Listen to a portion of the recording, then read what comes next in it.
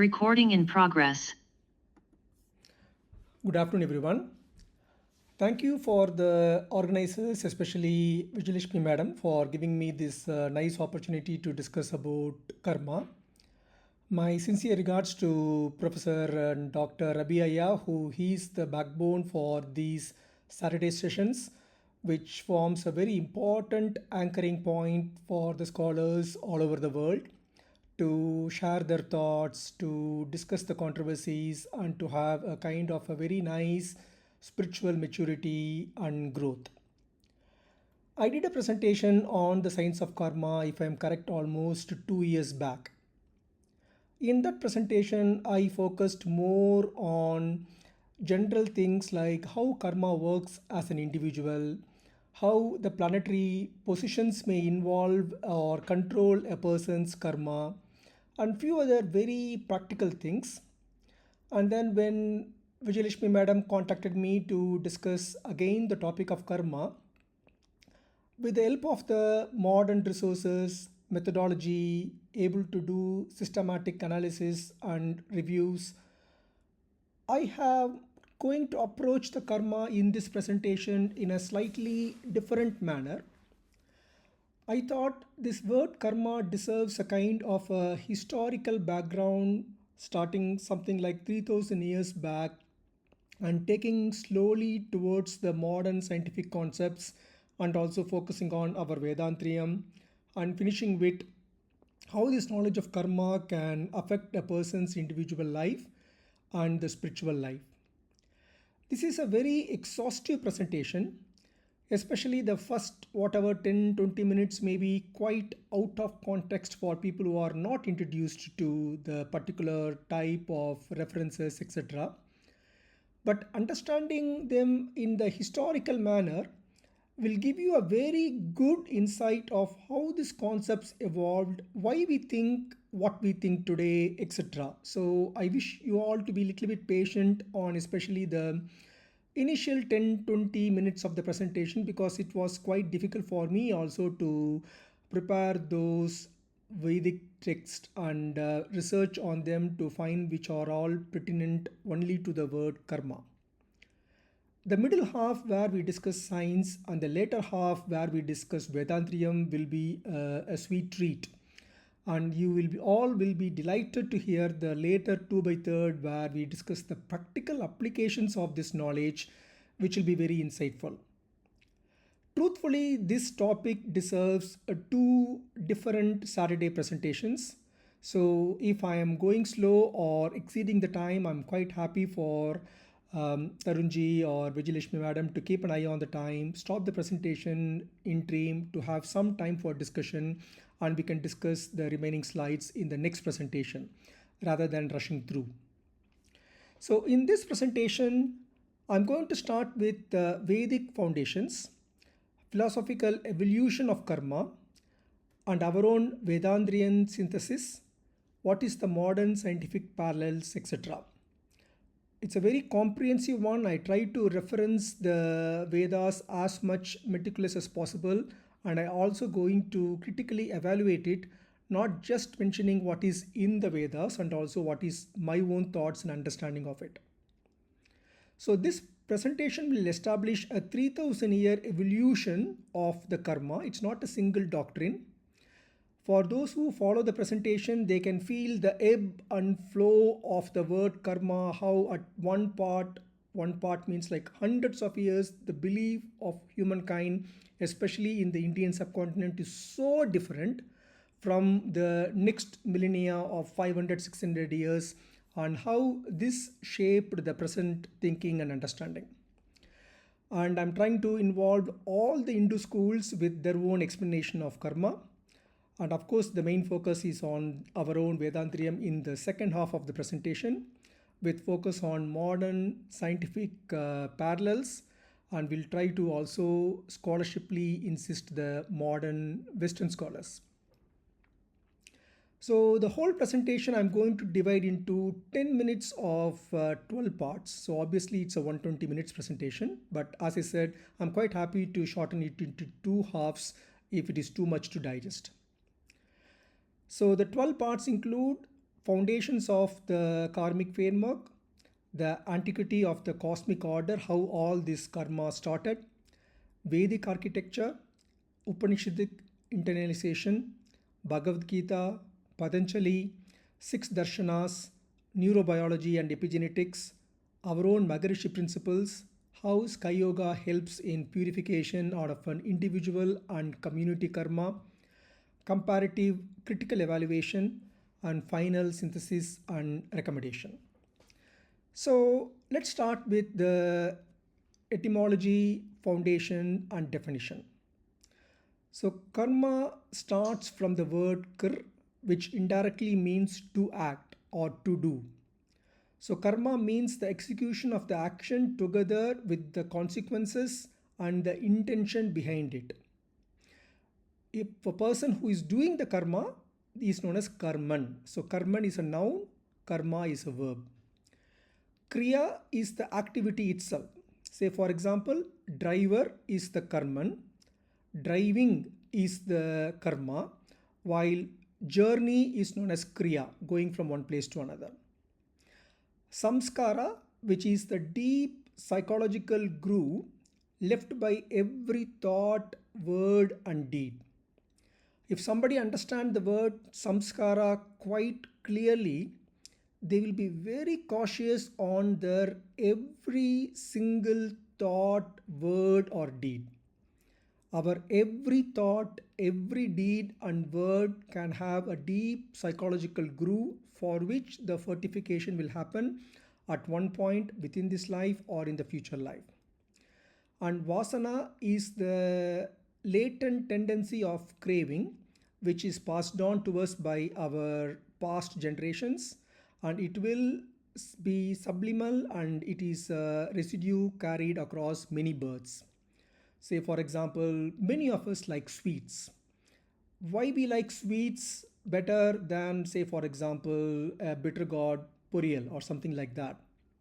It is because of the vasana. It is because of that latent tendency where historically thousands and thousands of years before, when the human beings were lived as hunters and gatherers, they need carbohydrate. When there is a carbohydrate, they feel better. They can sleep better, they can work better, they don't have to rush for food for another day. So that importance of craving for the sugar and carbohydrate is a type of vasana. I'm just bringing some practical examples so that we all can understand. By the completion of this whole presentation, few things are quite clear. What is karma and what is not? So I'm going to compare the popular misreadings and what is the actual truth and what the text teaches. As I said in this presentation, I'm going to pass on through like a story from Upanishad to Patanjali to Maharishi in a very good lineage. Everybody, even though differ, they all focus commonly, correctly on the right side of the slide, which is in the green, while the listing on the left side of the slide is somehow misunderstood in a very colloquial life. So a karma is not a mystical ledger of supernatural reward or punishment. It's very commonly discussed in stories, in communities, in staged play, etc. But it's not so. Karma is a naturalistic theory of cause and effect, which has physical, psychological, and physiological impact. Karma is not fatalism. If it is a fatalism, there is no point in discussing this for hours and hours and spending so much of time in preparation and sitting on a Saturday. It is not a destiny which is unadulterable. It is not like people deserve their suffering based on karma. All these things were wrong. Karma is a dynamic framework, and so it is a possibility with free will, and there is a possibility to live through in resolution karma. So that gives you a kind of a good amount encouragement to stand with this presentation. Karma is not a passive doctrine which discourages the action and effort. while indirectly it is an injunction to act fully, to have a good amount of activities and giving back to this world without any ego attachment to the results. Karma is not just the moral judgment where there is a cosmic court and by the name of God going to punish or reward the people. It is about becoming a good person by acting in good ways. Karma is not a single unified doctrine against all the Indian traditions. You can see how much our Indian tradition has traveled ebb and low based upon the changes in the karma doctrine. It is a plural, it is contested, it is debated, and mechanisms were quite different in different millennia. Everything started with a kind of cosmic order. We know that Rig Veda 1500 to 1200 BC is the oldest Veda available. Rig Veda describes karma as the universe with deliberate conscious order. If you go through this Rig Veda verses, you can see Maharishi is also singing his song in the background. In many places, Maharishi mentions this Olungumurai, conscious order, in his poet. It shows how much these principles has got an impact in the modern philosophers also. Rig Veda says karma in the word Rita at least 390 times. That shows how much it is discussed in the whole Rig Veda. There are three features of karma. One is the continuous dynamic change and evolutionary progression. So we need to think how 1500 BC the scholars were able to understand this kind of continuous dynamic change. Because their only job is, as I said, like hunter gatherers. So hunting and gathering food. Other than that, there is no internet, there is no entertainment. The entertainment is eating, procreation, sleeping, etc. So they have a lot of time to look into the roof because there is no roof. Most of them slept in the tree, shade, etc. And even if they have a roof, it's not like the concrete roof what we have. It will be like a thatched leaves with lot of holes in it. They were able to see a kind of Olungumurai, a conscious order. The sun comes at only particular angle, travels at a particular angle, sets at a particular angle. During few months, it is staying for longer hours. During winter months, it is bit shorter hours. So they are able to see this conscious order, which is referred into the Rig Veda and taken it as a conscious, deliberate order of the whole cosmos. So in those years, 1500 BC, there is nothing like an individualistic thinking, like it's me, it's my family, not much. It's more of like there is something going on in this world and we are all almost the same. Of course, they fought with different sects of people, etc. But it is not like an individual karma given focus at the time. And as we go, we can see in Rig Veda, I'm going to focus only on the English part of it because I'm not a Sanskrit scholar, so I don't want to misspell the Sanskrit verses wrongly. The universe is not an accidental collision of matter, but the deliberate manifestation of the conscious discipline. So as I said, when they see that sun rises at particular time and sets at particular time, they thought that, okay, there is some conscious discipline which runs the show. So everything is like a not national or international consciousness or karma. It's more of like a cosmic karma.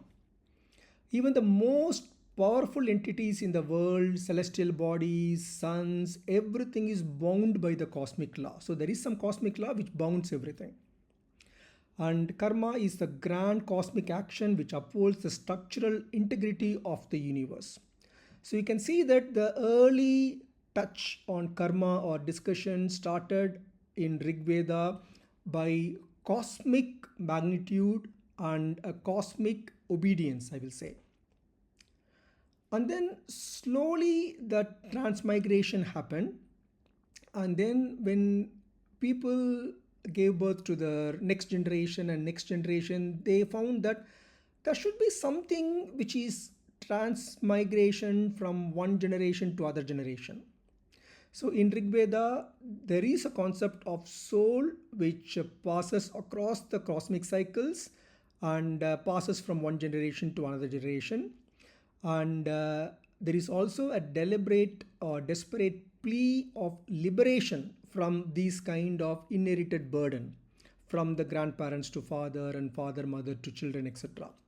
So you can see that the earliest seed of discussion of the Sanchita Karma was there in the Rig Veda itself. So when we travel from the Rig Veda stage where everything is cosmic and everything is universal, then came the Yajur and Atharvana Veda, where it is mostly of the mind, and we are more getting into an individual karma, where people started thinking there is nothing, or not only the cosmic karma, there is also an individual karma. My karma is good, your karma is bad, and like that, people started discussing the individual karma. And they started thinking the mind is the most important thing, and if the mind is getting corrected, that is the root cause, we will be able to have good thoughts which may result in righteous duty, which can result in good karma. So that's how, instead of just focusing on the cosmic righteousness or Olungumurai, they started thinking the individual mind thought also. This is also where our Maharishi comes into a strong play of introspection. You can see that the whole millennial changes in the definitions of karma were observed in our Maharishi's teachings. There is a good kind of weightage given to faith, non-violence, and social karma, which is also the backbone of Maharishi's teaching. Faith is the engine of the spiritual action. People thought faith in the ritualistic manner and also in the so-called like guru sishya school format. Unless faith is there, it's very difficult to imbibe the previous generation's culture to the future generations. Discipline, grace, faith, these are all become quite common in those 500 to 1000 BC. Ahimsa, non-violence, came into play. The ahimsa came into play because from hunter-gatherers age, people slowly moved towards the agriculture, able to cultivate their own food, no need to kill another animals in a brutal manner. So we can see that as the change of the lifestyle happened, they understood which is wrong, which is correct. During the Rig Veda stages, the killing is the only choice. So there is not much discussion on the ahimsa or the non-violence. While later stages in Atharvana Veda, we can see the changes in the approach. So karma operates individually and also collectively. And if a state or a Rajyam, they say a kingdom is good, that karma affects the whole kingdom and the whole kingdom can flourish or getting demolished. And then came the Upanishad synthesis during the 800 to 500 BC before Christ. And as I said, the great inversion from external ritual to internal knowledge happened. Previously, a man has no confidence on his own knowledge. A man thought, if there is a failure of the rain, if I'm not getting enough rain, and if this season fails, I'm not going to have food for the next season. The next batch is the summer, and I won't have harvest till I get the rainy season again. When that one batch happens, it's almost like 1 year of famine, which can destroy the whole generation. So they thought karma kanda, where the external rituals are more important. We need to do a lot of like actions of worshipping the sun, focusing on the cosmological order, actions to produce externally measurable, meritorious actions, salvation through the correct performance, those were given the importance. And then later, the world has got a kind of an order where there is not much episodes of famine or failure of the external ordership. So from the external ritual, they started thinking internally, like if internally one person behaves good, that is the jnana gandam concept, where jnanam or the knowledge is the main thing.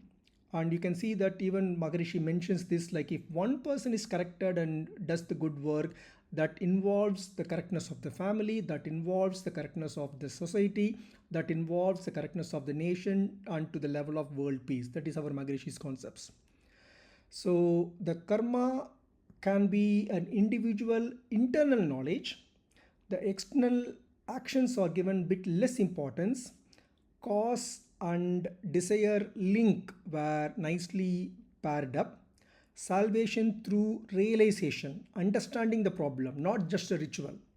So if there is a problem, if somebody, say for example, lied for some reason, and because of the lie a problem happened, they understood that truth is important, lie is bad, and they try to avoid lie in the future life. They try to repent for their mistakes rather than just going for a ritualistic escapism. And the knowledge transcended the ritualistic works. And then if you see the Brihadaranya Upanishad, it comes the locus classicus, which is well accepted even by the Western people. And this is the foundational ethical statement of karma in the whole Indian modern literature, repeatedly cited by the Western people like Olivale, Dusan, Phillips, and also our own Radhakrishnan.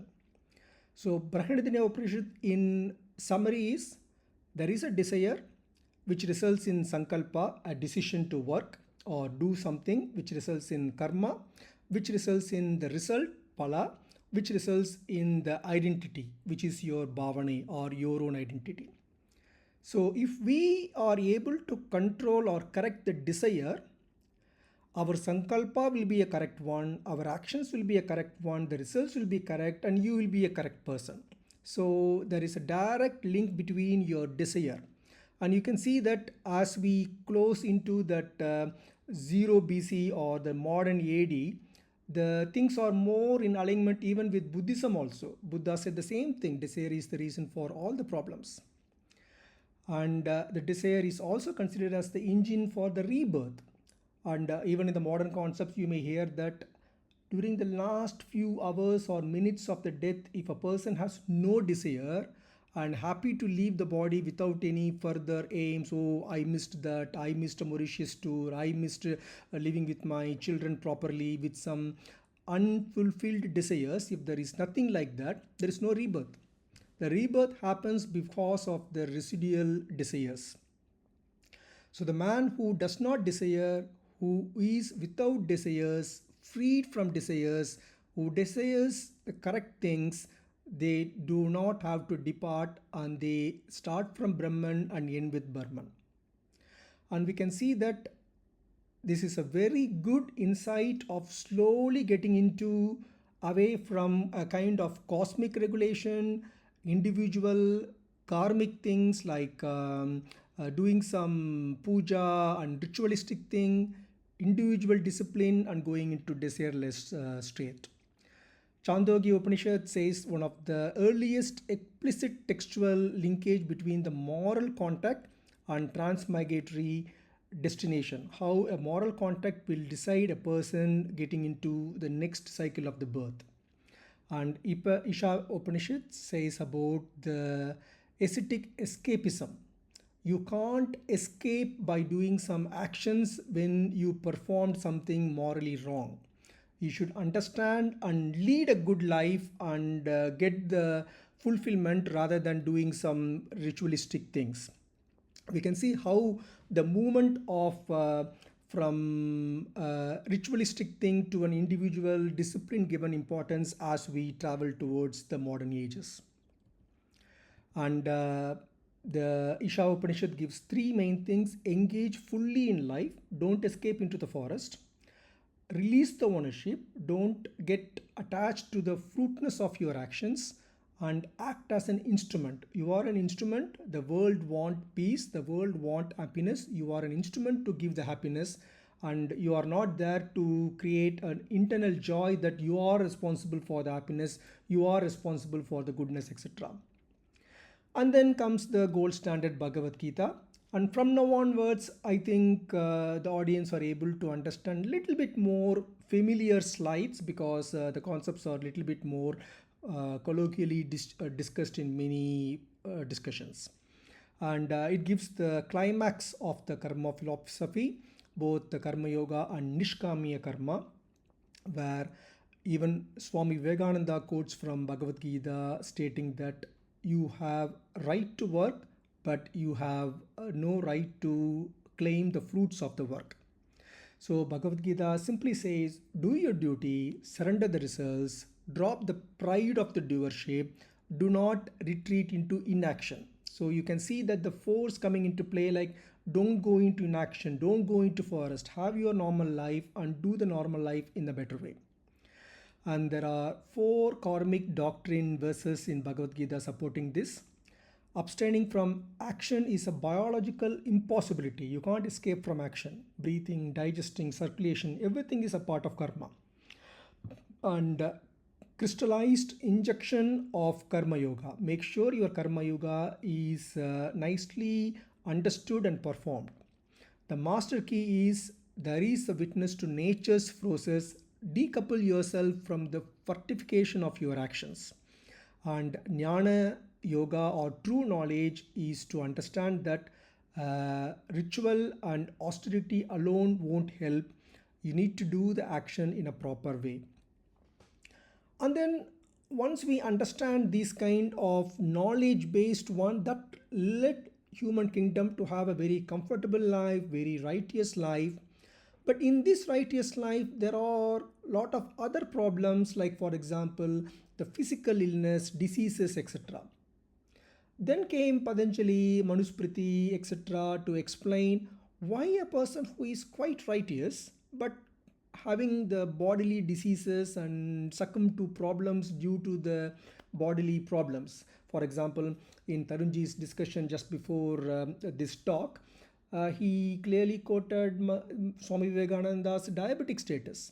So whatever Swami Vivekananda's good concepts, he has written so many books, and there is a separate book on the Jnana Yoga, there is a separate book on the Karma Yoga, and the books were in his own name, even though he may not have written, it's more taken from his lectures. When it comes to the personal health, a lot of people fade from the ancient scholars to the present scholars, which also Tarunji pointed out. And that's where Patanjali came with Yoga Sutras, how to improve your body and mind so that you got the best equipment to do the best karma. So our karmic reservoir is rooted in kleshas. It is experienced as the present and the future birth. As long as the kleshas, our root, exist, we will be always having the rebirth. So the main things are to understand, as I said, the vasanas, our inherent kind of latent tendency, and our samskara, which is the psychological impression grooved into the life. So three things what Patanjali focused is the manasa karma, where you can do a karma just by thinking. So not necessarily a doership, even thinking something wrong can result in the seed for karma. And vachika karma, where you need to speak something good, and wrong words can result in wrong vachika karma. And kriya karma, where we are doing the bodily actions. And then came, based on that, this tripartite taxonomy of sanchita karma, pradapta karma, and aganmya karma. Sanchita karma, these things, I think this elite group are quite confident in it. We know that it's a vast, near infinite storehouse of the karmic imprints accumulated over countless past lifetimes. It's a total karmic debt, and it's quite impossible to exhaust in a single life. That's why a part of it is taken as the prarabdha karma, which is specific curated portion which is extracted from the sanchita for that particular life exhaustion. It determines that particular soul's body, family, biological predispositions. It is inescapable, and in Buddha describes it as an arrow which is already fired from. Once it is fired, it has to travel. Nobody can stop it. Even midway through your life, if you are enlightened, if you understand the purpose of life, etc., you need to finish your life. So Jivan Mukti also need to live the life out. And Aganmaya karma or Kriyamana karma is the one where the free will operates, where you have the will to change your future, not only your life, to the people around you also. And it is added back to Sanchita karma, whether it's good or bad, and it's stage for the future kind of incarnations. So Aganmya karma is the one which gives an answer why, if, for example, if your grandchildren are asking, Granddad, if everything is Sanchita karma and Pradapta karma, why I have to read, why I have to be a good person, why I have to do some good actions? It's because the Aganmya karma is the one which you are doing, which you are going to add to your Sanchita karma. And then based upon these karmas, we have got these 6 darshanas where we have focused this already, like Mihamsa, Nyaya Vaishika, Samkhya, Yoga, Purva Vedanta and Uttara Vedanta. All these schools are slightly different from each other, but explaining the same thing, that karma is going from one birth to another birth. The only way to do that is to do selfless action and do good deeds. And then we have the Advaita, where everything is considered as the single, and Advaita. Dvaita is two. Dvaita means the opposite of Dvaita. Adi Shankara in the 8th century. And it's a quite belief that if somebody understood the Brahman, Sanchitam and Aganmya karmam are destroyed, only the Prarabdha karmam for the life will be remaining. And it must play out sustaining the body even if you become a Jivan Mukti. It's like an arrow left out from the bow already. Vishisht Advaita by Ramanujam from 1017 to 1137, where the explanation is karma is real and binding, while the focus, if you see, slightly gone to believing the existence of a god, like a physical god where you can depend on it, and the liberation comes by bhakti. So you can see that it's like if you see the iPhone design, and I got one of the old phone, the edges are curved in the one kind of version. In the next version, the edges will be a little bit more sharper. In the one version, the next to that, it will be slightly bent. So the whole idea is the whole human community require a change. So that indirectly found imbibed in various millennia. There is a place where the cosmic order is considered important, and then the human order is considered the important, and then internalization and mind is considered important, and then much more internalization, Brahman and Advaita considered important, and then again we are looking outside into Bhakti Yoga, Vishishta Advaita came into play, and then Madhava during 1228 and 1317, Dvaita becomes much more established. And once Dvaita is nicely established, problems happened. Like people started doing like, okay, I can do the mistake, and if I give so much of pounds or rupees or dollars to the god, I will be getting kind of liberated from that. And that's where the Dvaita sort of failed, and people like our Maharishi came into a kind of a non-religious and quite acceptable doctrines. Now we get into the neurobiology and some epigenetics details of this karma. Why karma is important, why transmission of the Sanchitam from one generation to another generation is nicely proven. So ancient yogic psychology, when compared to modern neuroscience like neuroplasticity, ancient, our belief is every thought, emotion and action leaves a subtle impression on the subconscious mind, chitta. The modern neuroplasticity says almost the same thing. For example, Santiago, memories formed by strengthening of the existing neural connections. So if a person repeatedly thinks that I will do it, I can win it, for example, the football season is coming. So the focus on physical strength and the ability alone is not enough. Now there are psychologists in the team to give the players a kind of a moral boost that they can do it. So those kind of memories strengthen their own existence and own strength and performance. Repeated actions deepen the samskara as per our ancient philosophy. And Donald Hibbs postulates neurons that fire together wire together. So, for example, I hear a lot of audiobooks when I walk to my hospital. My hospital is like 30 minutes from my home, and that gives me a wonderful opportunity, 30 minutes in the morning, 30 minutes in the evening, studying the audiobooks, which I will be struggling to find in my normal daytime. Whenever I come across a very niche topic or some difficult topic and I'm crossing a specific crossroad or something like that, I kind of link that particular thought with that crossing. And later on a day, when I am crossing that particular place, that particular audiobook verse will come to my mind. Or if I come across that audiobook verse somewhere when I'm traveling in flight or train or somewhere, that particular junction will come into my mind. So our mind recognizes and makes notes of things by neurons firing together, getting wiring together. And the samskaras are invisible filters, and we know from the modern neuroplasticity that repeated patterns of thought and behavior will strengthen and myelinate the particular nerves.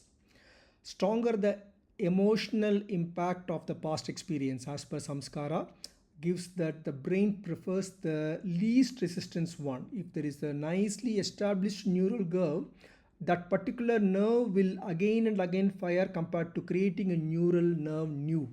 That's why forming a new habit, like for example getting up at 5 o'clock, will be very difficult, while somebody who has already got established neural nerve groove of getting up at 5 o'clock, for them just lying in the bed after 5 o'clock will become very difficult. And Patanjali in Yoga Sutras mentions quite clearly that the klesha ripens into character and destiny, your thoughts and your memories and your actions. And the neuroplasticity clearly says that conscious effort will cause the synaptic remodeling and betterment of life. So everything what we understood before, now we are reading it in the name of neuroplasticity and epigenetics. If we see the Hebbian learning, repeated action will cause synaptic strengthening and it results in path of least resistance and identity hardens.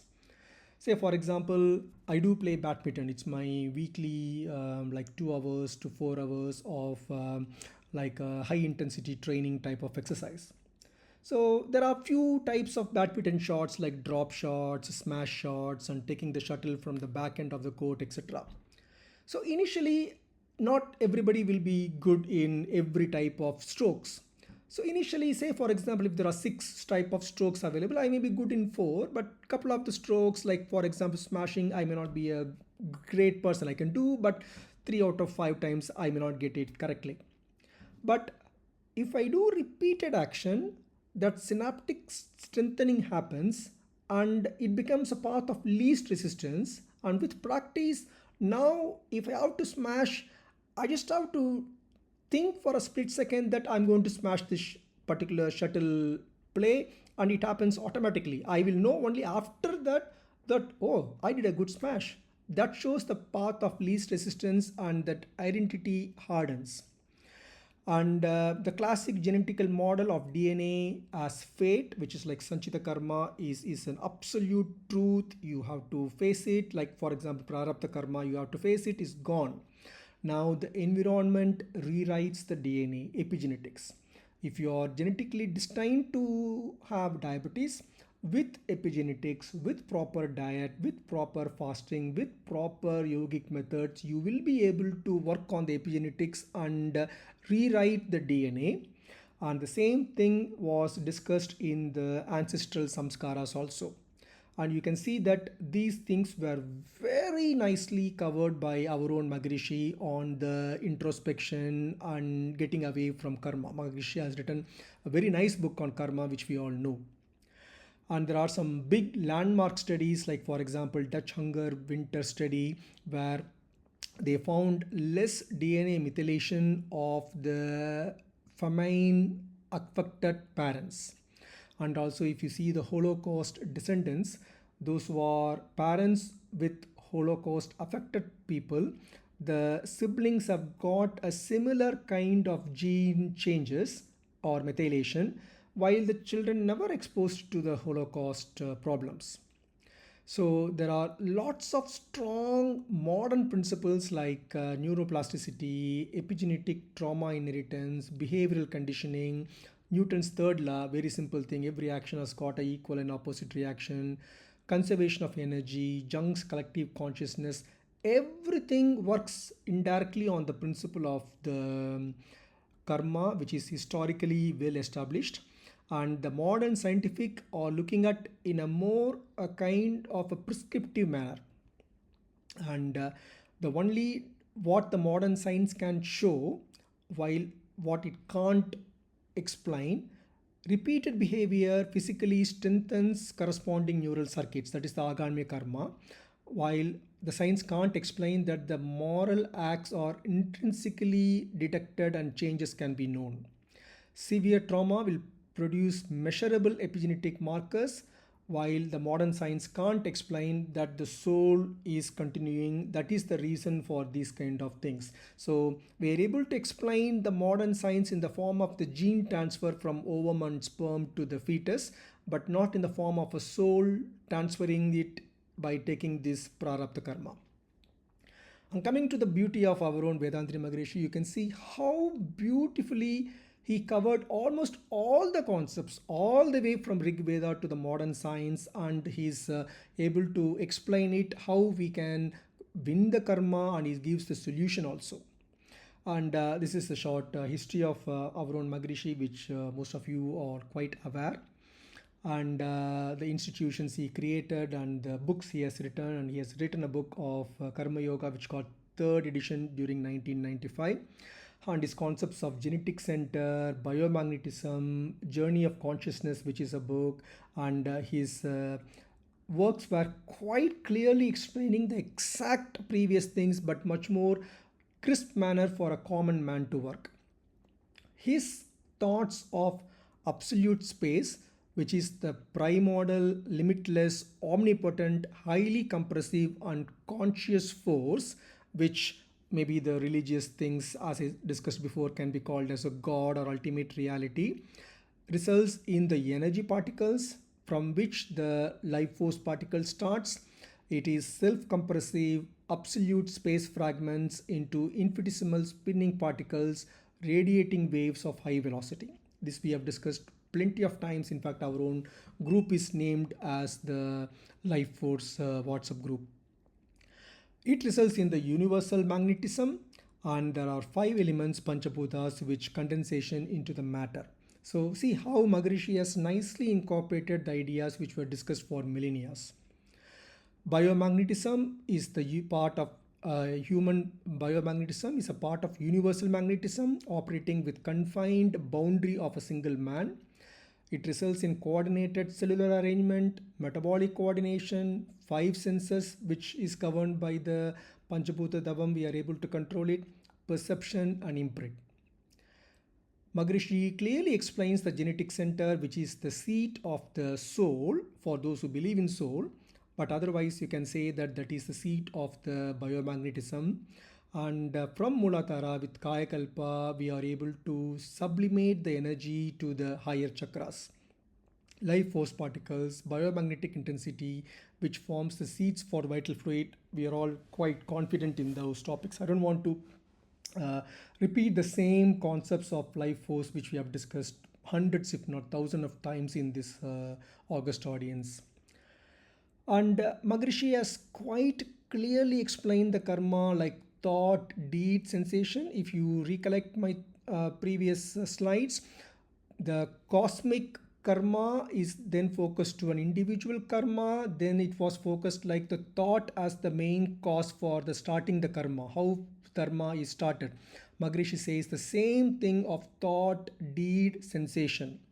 And then there is a magnetic modulation which results in gravitational compression and storage as imprint. So Maharishi clearly explains how the Agamya karma which we are performing results in an imprint which can become a part of Sanchita karma and which can be transmitted from one generation to other generation. Maharishi explains the ego, imprints of sins and illusion also.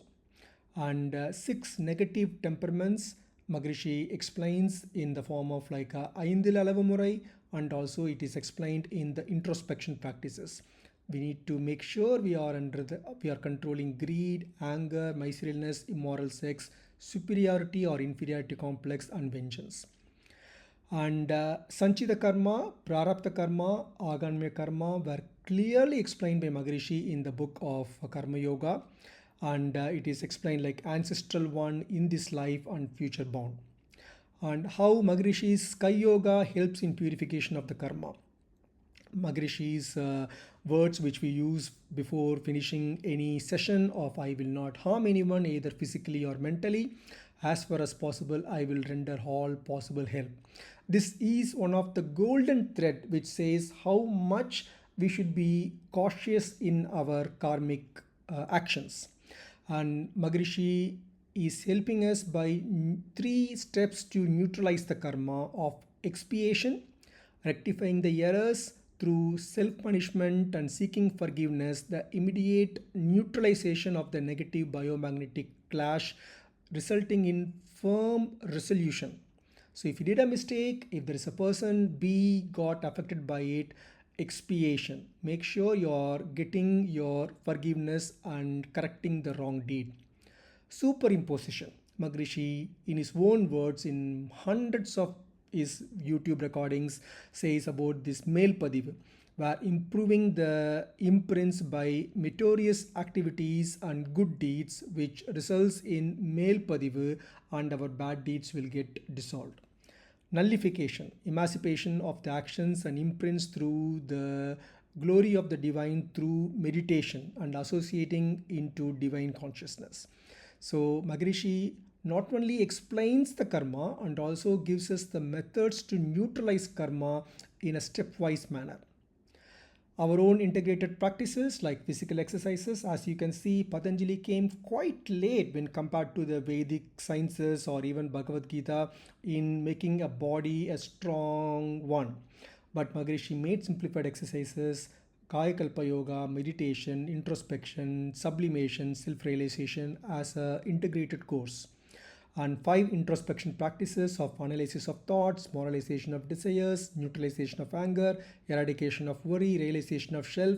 You can see that how it nicely matches with the millennia of karmic imprints, growth, ebb and flow of the concepts. And we all know about this beta, alpha, theta, delta waves one achieved by doing the meditation. And there are lots of publications also on our sky practices on how it impacts the karmic imprints. And 2025 our own cortisol study which was published in Journal of Pharmacy and Bioallied Science clearly showed in 120 medical students that there is a good decrease in the cortisol by following the sky exercises and practices. I'm running through the slides because we are going well and I want to finish the presentation rather than extending it to the next week. And these are all, you're all quite versed, so I don't want to repeat them again. And Maharishi gives this quantum perturbation model, which was published by Ayurga Ramanujam and Uma Vedantri in 2007. And the terminologies of Maharishi were slightly diverging from standard Vedanta, but those who are following the slides from the first slide, you can understand that even within Vedanta, there is a ebb and flow of cosmic to humanized, and there is a difference in the concepts as the hundreds of years are passing on. And Maharishi's peculiarity is the description of the genetic center, importance of it in relation to karma, importance of it in relation to getting liberated from the karma also. And we can even compare this with the critical caste also, like Hinduism, Buddhism, Jainism. We can see the small changes between them, and also it's comparable with one another. Instead of just understanding the differences and appreciating it in a theoretical manner, I will encourage the audience to understand what suits you, which one gives you the confidence, which part of thinking gives you that solace of from the previous whatever mishappenings, and gives you the confidence to take things forward. Those things you need to rely on. In that aspect, in my life, Maharishi played a very important point, and as a single solution, he gave me a wonderful life of both understanding and the resolution. So karma is like a plural, and it's not like a singular thing, and at the very least the material demonstrates impossibility to speak karma with just only one concept. If somebody has to understand concept karma, they should understand it in this kind of historical perspective.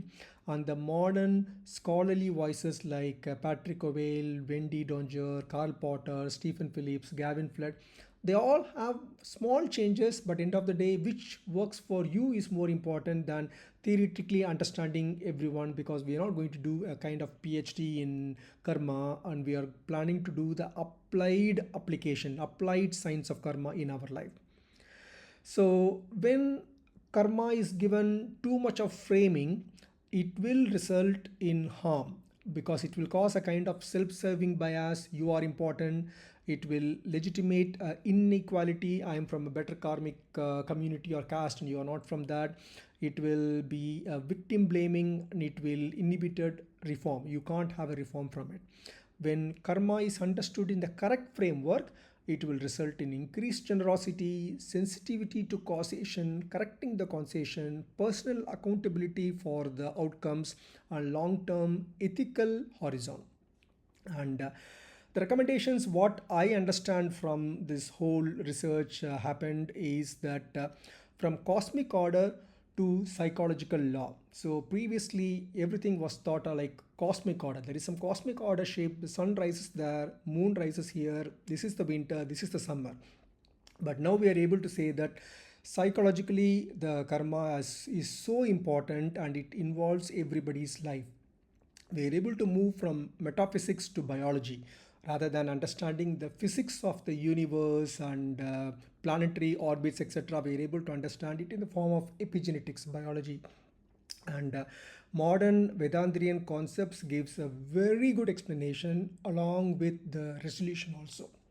And those who are interested, there are a lot of spiritual or scriptural grounding works there, and scholarly meta-analysis are there, Vedantrian books are there, and I'm just showing the references from which this presentation was drawn. And I got these primary sources and Maharishi's sources. I have shared this whole presentation in our WhatsApp group also. Somebody wants to know a little bit more in detail, like for example Genetic Center or Maharishi's book on Karma Yoga, you can get it online. And the modern scholarship of karma and Hinduism is nicely matching with the modern science, the Western science also. That those publications also I'm able to quote here from the work what we collected. And the honest scholarship insists on demarcations. Understand the differences of karma through millennia. Understand the Sanskrit verses meaning. I'm not a Sanskrit scholar. Understand how Vedantrium serves in resoluting the karma and leading a very righteous life, and understand the modern studies which happen, and scientific framing. So I can complete the presentation by saying, as one acts, so one becomes. So karma is not something to be getting fearful and run away. Understand it, use it as an instrument to improve your life and also the life around the people around you. வாழ்க வளமுடன்.